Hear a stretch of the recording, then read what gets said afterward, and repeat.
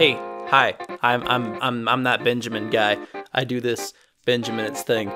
Let's chat for a minute. I've been doing some more creative stuff recently, which means it's time to slow it all back down and go to a dang old Q&A video. So you guys are gonna give me some dang old Q's, and I'm gonna give you some dang old A's. On a scale of 1 to 50, how much do you love dad jokes? 0, because all dad jokes are bad jokes.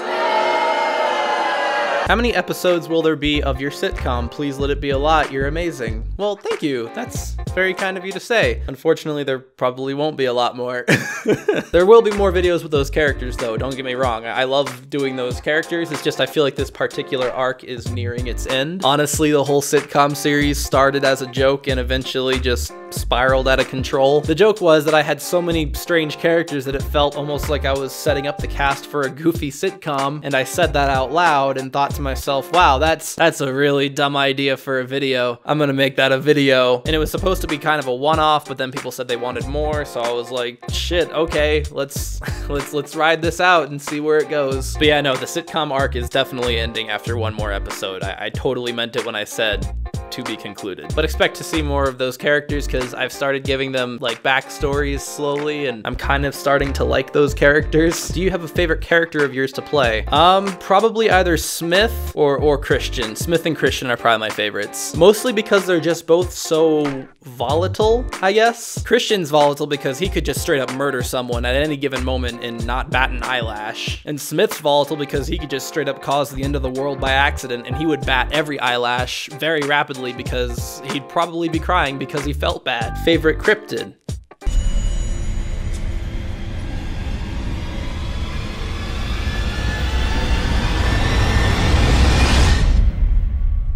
That one. Would you ever do another angel devil drawing stream? I really liked it. I don't know. Don't get me wrong, I had a lot of fun doing it, but the simple fact that I ain't too good at drawing could make streams like that get very tiresome after a while. But part of what was so much fun about that stream for me was that unlike a gaming stream or like a you know, a standard drawing stream or something like that, it felt like you guys had more input. It was more of an interaction between me and you guys. Like we were creating a story together. Whereas if I'm playing a game, then I'm just playing a game, or if I'm drawing, then I'm just drawing and you guys are just watching. But like I really like that whole, like, the idea of you guys kind of control what I'm doing, if that makes sense. I don't know, that just seemed really fun to me because it became more of like a, you don't know where it's gonna go because no one's really controlling it. You guys aren't directly controlling it. I'm not directly controlling it. We're kind of all putting a little bit into it, and it ends up creating a lot of really funny scenarios. I mean, I was still controlling the stream. I was controlling what we were doing at any given time, and I was steering us in the right direction, but it still wasn't just 100% me,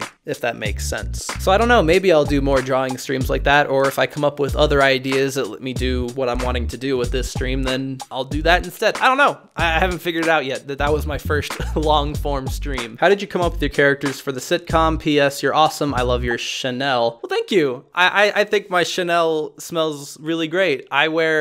I don't know the name of any Chanel fragrances. Thank you though, that I know you meant channel. That was very kind of you. But actually all the characters in those sketches existed in other videos of mine in which I created characters for whatever I was doing at the time. I have this thing where I worry that anything that I make is never going to be interesting enough or funny enough for people to actually want to watch. So I end up trying to create characters for whatever I'm doing at the time to kind of make things a little more interesting, to like kind of spice it up a little bit. Like for example, I recently created a dad character because people were wanting me to play Dream Daddy, but I didn't think that I was going to be able to add anything new that other Let's Players hadn't already done. Like what would really set my playthrough apart from someone like, say, Markiplier or Jacksepticeye or whoever else you watched play that game. So I created this sort of ultimate dad character to play the game in the hopes that, I mean, there probably have been other YouTubers that have done something similar, but hopefully you haven't seen that many who have done that, and so hopefully that kind of made it my own. That's the only problem with the internet. Even when you feel like you're being really original, you might actually not be original. But yeah, long story short, these characters already existed from other videos, and I was just like, hey, it'd be kind of fun to just kind of throw them all in the same room and see what happens. How did you and your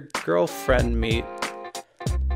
We met in the usual way that, you know, normal people meet, you know, in person at some public place, you know, like normal people who don't meet their significant others online.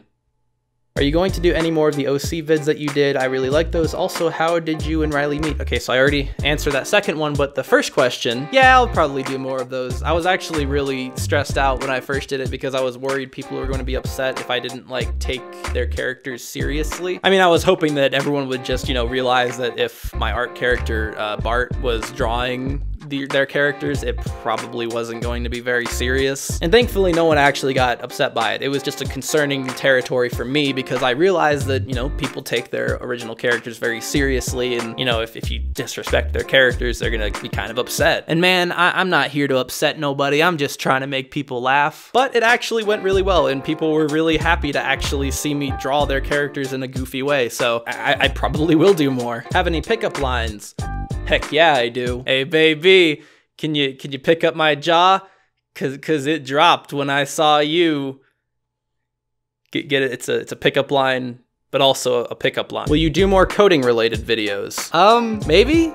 I don't know actually. I get a little stressed out when I do those videos because I don't want it to be boring for everyone else watching. I want to still keep it interesting enough that most people can watch it and enjoy it. I mean, so far I've only done 2 and they were on topics that I feel like most people could be at least moderately interested in. I mean, one was about binary, which even if you know nothing about programming, you have probably seen at least before. You've probably seen 1s and 0s representing computer talking or whatever. So I feel like most people can at least kind of be interested by that. And then the other one was about weird languages where you can make programs out of like Shakespearean plays or weird modern art pictures, which again, even if you know nothing about programming, you can probably recognize that those things are, you know, interesting and cool. But like as a programmer, I can think of like a million topics in programming that are really interesting and fun to talk about, but it's hard to tell when something would be interesting to someone else and not just me. So I guess the answer to that one is sure, if I can come up with other topics that I think that other people would be interested in. Because ultimately that's what I want to do. I don't just want to make videos that I enjoy. I want to make videos that we both enjoy. When did you first get into computers and think about making it your job?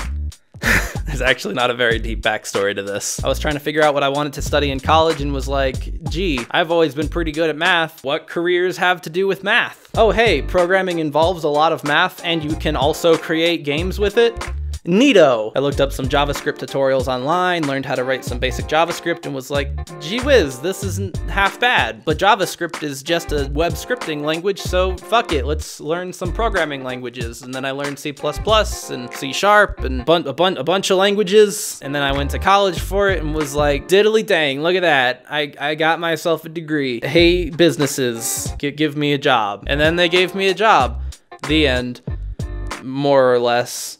All right, I just realized I told myself I was going to answer 10 questions and I'm now on to the 12th, so this is going to be the last one. How long does it usually take for you to plan and film a sketch? Well, that one's kind of tricky because there's like a million factors that go into it. Like here, I'll compare the first sketch I did, which was, I think, the Pun Noir video was the first one I did, versus my most recent one, which was the sitcom Sorcerer. So the first Pun Noir I did was incredibly quick. It was all done in one afternoon, like almost no planning, no script. I just did it. I wasn't even planning for the characters that I made for that sketch to even go anywhere. I was expecting that to just be a one-off sketch that went nowhere else. It was just gonna be for that one joke. So that one was planned, kind of written, shot, and edited all in just one afternoon. Whereas the most recent video I did took multiple afternoons to get right. I basically took an entire weekend and then like 2 more afternoons to fully get everything done. Saturday, I was just bouncing ideas off the wall. How was I gonna get all the characters together in one place? How was I going to convey this story all from my living room? How was I had to come up with a coherent story for this weird ass timeline. So Saturday was mostly just trying to figure out what the hell I was gonna do and put it down on paper. Sunday, I finished writing it and got most of the filming done. Monday, after I got back from work, I started editing it. I started getting all the footage onto my computer and chopping it up and